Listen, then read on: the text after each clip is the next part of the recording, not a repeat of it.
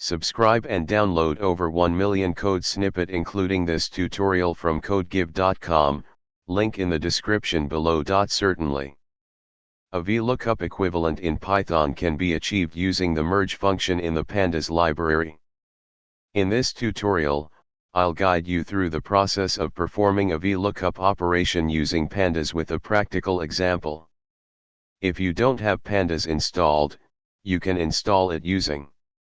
Now, let's start by importing the pandas library in your Python script or Jupyter notebook. For this example, let's create two data frames, one containing the main data and the other with the lookup values. Now, let's perform the equivalent of a vlookup using the merge function. Finally, let's display the resulting data frame. This will output. In this example, the department column from the lookup_data data frame has been added to the main_data data frame based on the common ID column.